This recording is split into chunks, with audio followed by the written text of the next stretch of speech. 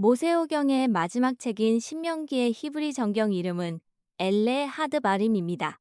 직역하면 이는 말씀들이다 혹은 말씀들은 다음과 같다라는 뜻으로 히브리 성경은 책의 첫 구절을 제목으로 삼는 전통을 따르고 있습니다. 72역에서는 신명기를 데우테로노미온이라 불렀습니다. 이는 두 번째 와법, 율법의 합성어로 두 번째 법이라는 의미를 지니고 있습니다. 이 이름은 신명기 17장 18절의 히브리어 표현 미쉬나 하토라, 핫조트를 번역하는 과정에서 생겼는데 원래는 율법의 반복을 뜻하지만 그리스어로 옮기면서 두 번째 법으로 잘못 번역된 것입니다. 하지만 이 명칭은 결과적으로 신명기의 성격과 잘 맞습니다. 신명기는 모세가 약속의 땅에 들어가기 전 이스라엘 백성에게 율법을 다시 반복하고 강조하는 책이기 때문입니다. 따라서 두 번째 법이라는 이름은 오역이면서도 동시에 책의 본질을 드러내는 적절한 제목이 되었습니다. 저술 시기입니다. 신명기의 저술 시기에 대해서는 크게 두 가지 관점이 있습니다. 전통적으로는 모세가 직접 기록한 책으로 이해되었지만 현대 학계에서는 오랜 기간에 걸쳐 편집과 형성이 이루어진 것으로 봅니다. 특히 기원전 7세기 요시야 왕 시대에 신명기 법전이 정리되었고 바빌론 유배기 동안 추가적인 편집이 이어졌다는 견해가 널리 받아들여집니다. 이 과정을 주도한 집단은 흔히 신명기 학파라 불리며 이들은 기원전 7세기경 작업을 시작해 기원전 4에서 5세기경에 완성한 것으로 추정됩니다.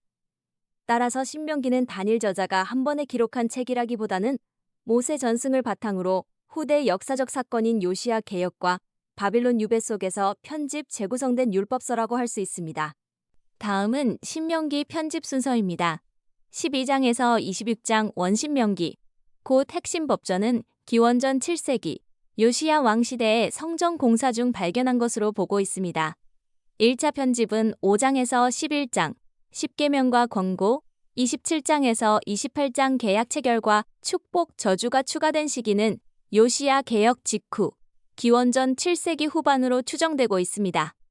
2차 편집은 29장에서 30장, 모세의 세 번째 설교는 바빌론 유배기, 즉 기원전 6세기경에 삽입된 것으로 보고 있습니다. 유배 상황 속에서 언약 갱신과 회개의 메시지가 강조되었습니다. 3차 편집은 1장에서 4장 회고와 권고, 31장에서 34장 모세의 노래, 축복, 죽음은 유배 이후 기원전 5세기에서 4세기경에 최종적으로 덧붙여진 것으로 봅니다. 저술 동기입니다. 신명기는 이스라엘 백성과 하느님의 언약을 재확인하고 율법을 강조하며 신앙 공동체의 윤리적 삶을 정립하는 데 목적이 있습니다. 출애굽 이후 광야 생활을 마무리하고 가나안 땅에 들어가기 직전 모세가 백성들에게 율법을 다시 설명하며 하느님의 명령을 따를 것을 강조하는 설교 형식으로 구성되어 있습니다. 기원전 622년 힐키야 대사제가 성전 보수 공사 중 발견한 율법서 혹은 계약의 책이 바로 원신명기인 신명기 법전으로 보고 있습니다. 신명기는 요시야 왕의 종교개혁 지침서로 사용되었으며 이후 원신명기를 비롯한 다른 규정들이 덧붙여져 바빌론 유배 이후에 완성된 것으로 봅니다. 신명기는 단순한 법전이 아니라 하느님의 사랑과 선택을 강조하는 의미를 담고 있으며 이스라엘 공동체의 정체성을 확립하고 율법 중심의 신앙을 강화하는 역할을 했습니다.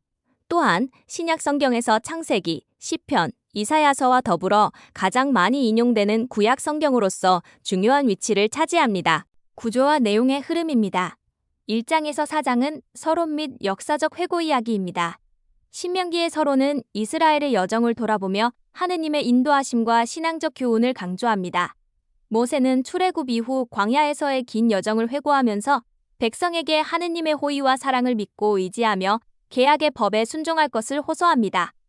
가나안 땅 입성을 앞두고 요르단강 건너편에 도달한 이스라엘에게 모세는 시나이산에서 시작된 광야의 대장정을 되새기며 하느님의 섭리와 역사 속에서 드러난 구원 계획을 해석합니다. 정복된 요르단 건너편의 땅은 르우벤 지파, 가드 지파, 그리고 므낫세 반쪽 지파에 분배되었습니다. 설교의 마지막 부분에서 모세는 하느님의 법을 선포하고 십계명의 전반부 곧 하느님과의 관계에 관한 규정을 풀이하며 이러한 규정을 따라 살면 약속의 땅에서 오래 살 수 있음을 강조합니다. 이어서 하느님께서 명하신 일을 충실히 따를 것을 거듭 강조하고 마지막으로 도피 성읍 제도를 언급합니다. 5장에서 11장 10계명의 설교 이야기입니다. 신명기 5장의 10계명은 탈출기 20장의 10계명과 약간의 차이를 보이며 특히 하느님에 대한 사랑의 실천을 강조합니다. 신명기의 두 번째 설교는 10계명과 쉐마, 곧 이스라엘아 들으라를 포함하여 신앙의 핵심을 설명하며 율법을 단순한 규칙이 아니라 사랑과 정의의 실천으로 이해합니다. 모세는 호렙에서의 신현, 하느님의 현존, 이집트 해방, 금송아지 사건 등을 회고하며 백성에게 하느님에 대한 신앙적 교훈을 전합니다. 12장에서 26장 신명기 법전 이야기입니다. 신명기에서 가장 먼저 형성된 부분으로 원신명기라 불립니다. 탈출기 20장 22절에서 23절 계약 법전과 유사하지만 설교 형식으로 구성되어 있으며 개별법에 대한 해석에서도 차이를 보입니다. 여기에는 예배와 거룩한 것에 관한 규정, 제도와 규범, 형벌 규정 등이 포함되어 있으며 단순한 법률집이 아니라 설교 형식으로 구성되어 있습니다. 27장에서 28장 계약 체결 이야기입니다. 스켐 성소에서 거행된 계약 예식과 관련된 저주와 축복의 율법이 언급됩니다. 하느님께서 이스라엘을 선택하셨다고 해서 자동으로 복을 받는 것이 아니라 인간이 하느님의 뜻에 온전히 순종하고 협력할 때 복을 받는다는 점을 강조하고 있습니다. 약속의 땅에 들어간 후 가장 먼저 실천해야 할 계약 갱신에 관해 설명하면서 모든 규정을 성실히 수행할 경우 받을 축복과 그렇지 않으면 받게 될 저주를 선언합니다. 이를 통해 신명기는 율법을 넘어 사랑의 정신과 정의의 실천으로 이끌며 이스라엘의 신앙적 삶을 구체적으로 정립하는 것을 볼 수 있습니다.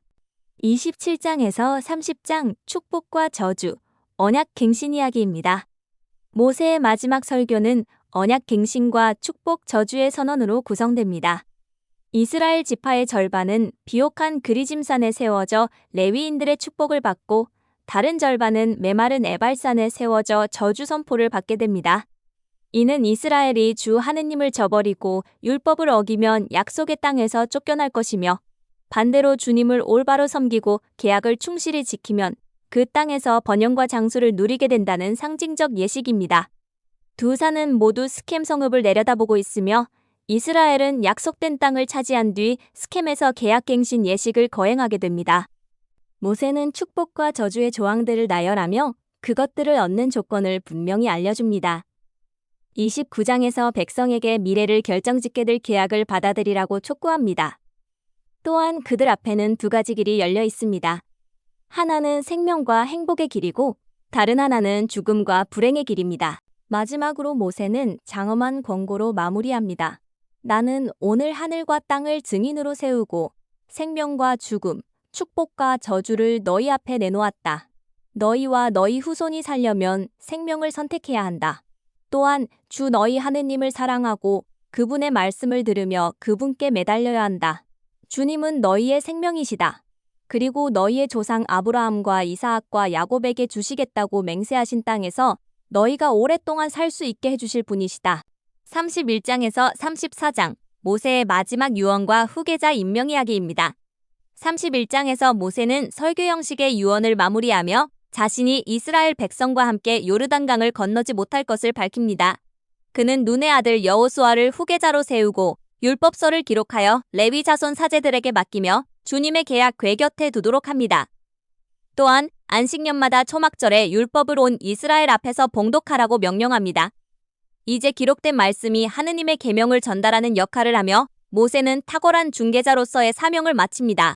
32장에는 모세의 긴 노래가 담겨 있는데 이는 이스라엘 초기 역사를 신명기계 역사관에 따라 요약한 것이라고 볼 수 있습니다.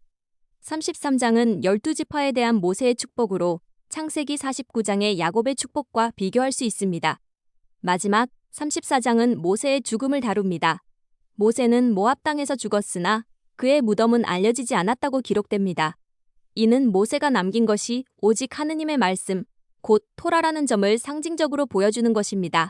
다음은 주요 핵심을 말씀드리겠습니다. 구약의 3대 법전입니다. 계약법전은 탈출기 20장에서 23장으로 시민법, 종교법의 내용이고 성결법전은 레위기 17장에서 26장으로 제사법, 경신례법 등을 다루고 있습니다.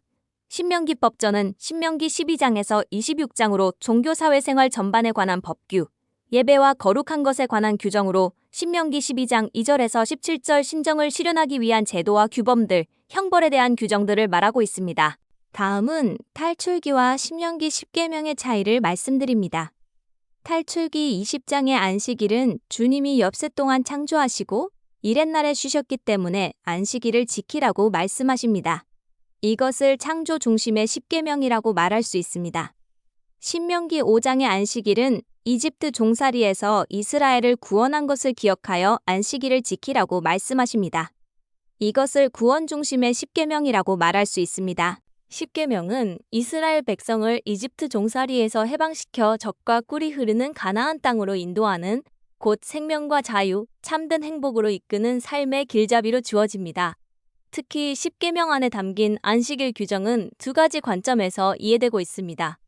하나는 인간이 창조된 본래의 아름다움을 회복하게 하는 규정이며 다른 하나는 인간의 구원을 완성하기 위한 규정이라는 점입니다. 신명기에서는 오늘이라는 단어가 많이 나오고 있습니다. 그 의미를 세 가지 관점으로 볼 수 있습니다. 첫째, 약속의 땅 문턱에서 모세가 백성에게 설교한 날. 둘째, 후대 사람들이 이 책을 봉독하는 날. 셋째, 바로 우리에게 하느님의 말씀이 선포되는 오늘이라는 의미로 해석할 수 있습니다. 신명기의 중심 사상은 다음과 같습니다. 한 분이신 하느님, 하나의 백성, 하나의 율법. 이렇게 세 가지로 볼 수 있습니다. 신명기 사관과 역대기 사관을 말씀드리겠습니다. 신명기 사관은 가나안 정복부터 기원전 587년 남유다 멸망기까지를 말하며 축복과 저주, 생명과 죽음을 내놓고 하느님께 대한 순종과 불순종이 축복과 저주의 결과로 이어진다고 해석하는 관점입니다. 그러나 이스라엘이 그들의 잘못을 깨닫고 회개하면 하느님께서는 징벌을 거두시고 그들을 구원해 주신다는 것입니다. 즉, 죄, 징벌, 회개, 구원의 기본 구조를 가지고 역사적 해석을 하고 있으며 이스라엘이 위기를 당했을 때 이스라엘의 회개를 촉구하며 하느님의 구원에 희망을 두는 것입니다. 역대기 사관은 아담에서 기원전 400년대 에즈라 개혁까지를 말하며 바빌론 유배 이후 이스라엘 백성들에게 정체성을 부각하기 위해 아담으로부터 시작되는 족보를 서술하고 다윗과 맺은 계약이 변함없음을 강조하며 다윗 왕조를 회복하자는 희망을 품게 합니다. 그리고 유배에서 돌아와 다시 하느님께 대한 예배를 회복하고 성전을 재건하고자 하는 열의를 담고 있습니다. 역사서 집필 목적을 신명기계와 역대기계 역사서를 비교해드리겠습니다. 신명기계 역사서는 여호수아 판관기, 사무엘기 열왕기이며 과거를 분석하고 비판함으로써 현재의 불행과 그 원인을 신학적으로 모색하고 이스라엘의 죄와 과실을 고발하는 과거 지향적 고발의 내용을 담고 있습니다. 역대기계 역사서는 역대기, 에즈라기, 느헤미야기이며 귀환 이후의 절망적인 상황 속에서도 구원의 역사는 계속될 것임을 피력합니다. 유다 공동체를 새롭게 세우려는 미래 지향적 분위기의 내용을 담고 있습니다. 핵심 메시지입니다. 신명기는 구약 정경에서 모세오경의 마지막 책으로 탈출기, 레위기, 민수기의 내용을 재해석하며 역사서와 예언서의 신학적 기초를 제공합니다. 신명기가 제시하는 신학적 주제는 다음과 같습니다. 첫째, 이스라엘에게는 이집트 종살이에서 구원하신 주 하느님 외에 다른 신이 없습니다. 둘째, 그분은 이스라엘을 당신 백성으로 삼으시어 강한 민족들을 몰아내고 약속의 땅을 주셨습니다. 셋째, 이스라엘은 그 은혜에 보답하기 위해 그분만을 사랑하고 섬기며 계명을 지켜야 합니다. 넷째, 주님의 말씀을 몸과 마음에 새기고 자녀들에게 가르치며 집안 문설주와 대문에도 기록해 공동체 모두가 기억해야 합니다. 다섯째, 말씀을 실천하면 축복을 받아 땅에서 번성하지만 불순종하면 저주를 받아 쫓겨나 흩어지게 됩니다. 이 신학적 주제들은 이어지는 신명기계 역사서, 곧 여호수아기, 판관기, 사무엘기 상하에서 재확인됩니다. 또한 신명기의 권고와 호소, 경고를 담은 교화적 문체는 역사서와 예언서, 시서와 지혜서의 형성에도 큰 영향을 끼쳤습니다. 구약 성경에서 신명기만큼 말씀의 중요성을 강조하고 하느님의 말씀과 이스라엘의 역사를 하나로 연결한 책은 거의 없습니다. 마무리입니다. 신명기 1장에서 30장은 모두 모세의 설교로 이루어져 있습니다. 출애굽한 이스라엘은 시나이산에서 하느님의 백성이 되는 계약을 맺고 성막을 봉헌하며 레위기의 율법을 받은 뒤 약속의 땅을 향해 여정을 시작합니다. 신명기 1장에서 4장은 시나이산을 출발해 모압에 이르는 동안 겪은 가슴 아픈 사건들을 모세가 회상하는 설교입니다. 이어서 5장에서 26장은 십계명을 포함한 율법과 원신명기의 내용을 담고 있습니다. 마지막 설교인 27장에서 30장은 하느님과 다시 맺는 봉신계약이라 할 수 있습니다. 하느님께서는 아브라함과 계약을 맺으시고 요셉을 먼저 이집트로 보내 이스라엘의 가족들을 고센 땅에 정착시켰습니다. 그 후 430년 동안 이스라엘은 이집트에서 종살이하며 큰 민족을 이루었고, 이는 창세기 15장의 예언이 성취된 것입니다. 때가 되자 하느님께서는 모세를 통해 이스라엘을 이집트에서 탈출시켰습니다. 그러나 출애굽의 9세대는 노예 근성을 버리지 못하고 불신과 불평을 거듭하였으며, 드디어 가나안 정탐 사건을 정점으로 하느님께서는 여호수아와 칼렙을 제외한 나머지 세대를 광야에서 주검이 되는 것을 허락하였습니다. 이후 민수기 26장에서 새로운 세대를 다시 세우시고 그들에게 말씀과 법규를 주시며 교육하십니다. 모세는 이 모든 과정을 겪으며 이스라엘 자손들에게 오직 하느님만을 섬기라고 신신당부합니다. 신명기는 마치 모세의 유언장과도 같으며 설교 형식으로 하느님의 법을 다시 선포합니다. 특히 23장에서 30장은 신세대와 미래세대를 위한 모압 계약이라 할 수 있습니다. 모세는 이 계약에서 중요한 말씀을 전합니다. 보아라, 내가 오늘 너희 앞에 생명과 행복, 죽음과 불행을 내놓는다. 이 말씀은 당시 이스라엘 자손뿐 아니라 미래세대에게도 주어진 계약임을 밝히며 오늘날 우리에게도 동일하게 적용됩니다. 모세오경은 신약 성경에서도 자주 인용되는 귀한 책으로 영원한 계약의 말씀이 담긴 지참서라 할 수 있습니다. 모세오경을 마무리하면서 이 귀한 말씀이 오늘 우리를 인도하는 하느님의 사랑을 담은 책이라고 생각합니다. 오늘 우리는 모세의 음성을 다시 듣습니다. 생명을 선택하라. 이 말씀은 오늘 우리의 삶을 결정짓는 하느님의 명령입니다. 우리가 주님의 말씀을 따를 때 우리의 가정과 공동체는 축복을 누리고 우리의 삶은 참된 자유와 행복으로 채워질 것입니다. 다음 강의는 여호수아기입니다.